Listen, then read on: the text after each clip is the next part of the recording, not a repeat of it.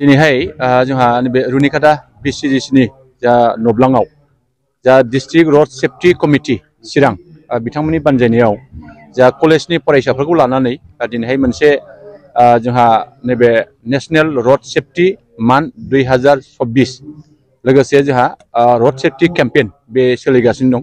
जोंहा चिरां जिल्लानि बे मोनसे मोजां पदक्षेप होननानै जों बुंनांगोन। मोजां मोनसे बिथांखि लानानै बिथांमोना निसय खामानि मावदों आरो बे खामानिनि गेजेरजों निसय जोंनि फैबाय थानाय 15 बोसोरनिफ्राय 25 बोसोर जोंहा जिखिनि जोंहा लाइमोन सेंग्रा सिख्लाफोर दङ दा बिथांमोनखौ मोनसे सांग्रांथि होनायनि जे हाबाफारि बे हाबाफारिनि गेजेरजों जोंहा बेखौनो बुंनो नागिरदों जोंहा पन्चसूत्र होननाय मोनसे जोंहा बेबायदि बिथांमोननिफ्राय फोसावनायखौ जों नुदों।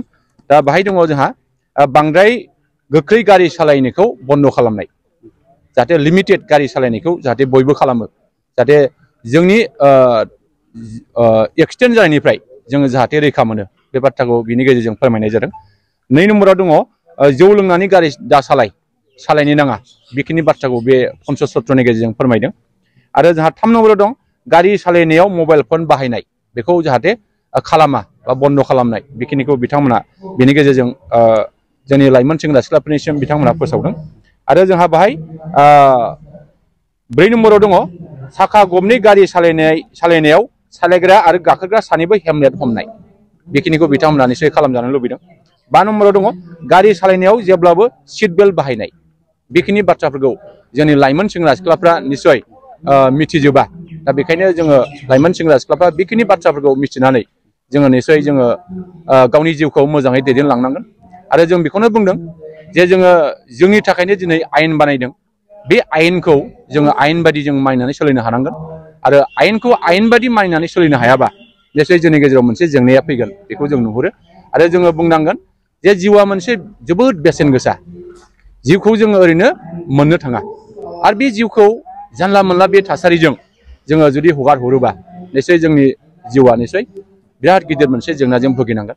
आरो बेखायनो जों लाइमोन सेंग्रा सिख्लाखौ जों खावलायगोन जाहाथे जिउखौ मोजाङै दैदेनलांनो थाखाय जेब्लाबो जोङो सांग्रां जानांगोन, जेब्लाबो जिउखौ जोङो रैखाथि होनांगोन आरो जेब्लाबो जिउखौ जोङो बासायनांगोन। बेखौ जोङो निसय लाइमोन सेंग्रा सिख्ला बुजिनो हानांगोन, जाहाथे बांद्राय जोंनि बांद्राय जोंनि आयेनखौ मानियालासे जुदि जोङो गावनि जिउखौ जुदि दैदेनलांनो नाजायोबा बे जिउआ निसय खैफोद गोनां जागोन आरो इयुन समावहाय बिथाङा निसय थैनायजों मोगा मोगि जानो गोनां जागोन।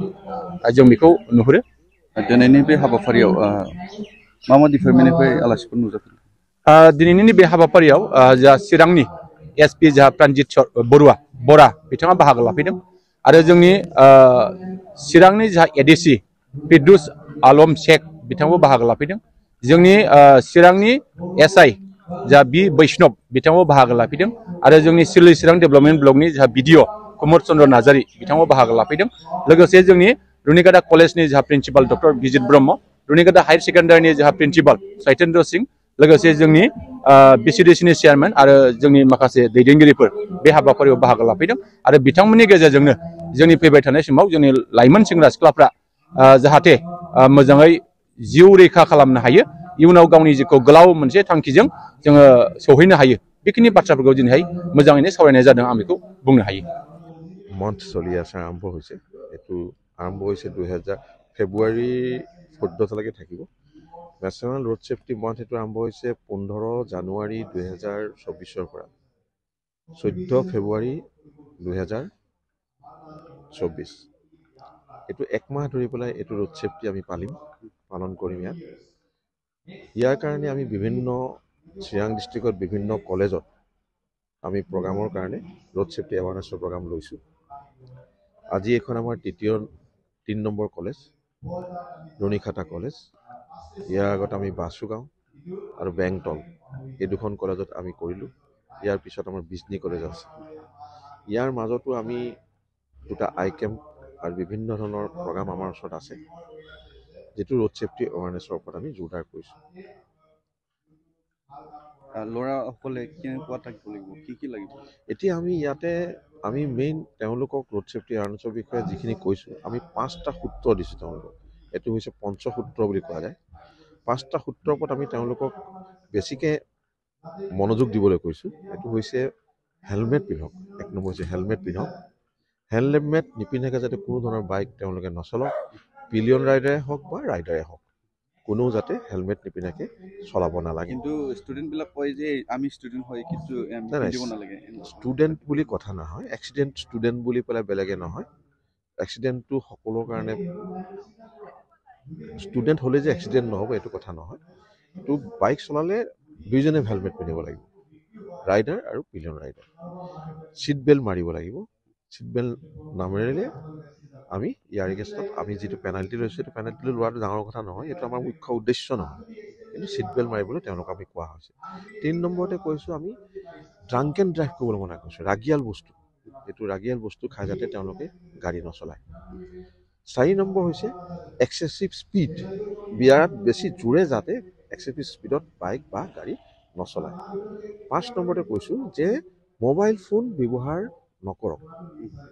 গাড়ী চলাওঁতে হওক বা বাইক চলাওঁতে হওক মোবাইল ফোন ব্যৱহাৰ নকৰক। এই 5টা সূত্ৰৰ ওপৰত আমি বেছি জোৰ দিছোঁ।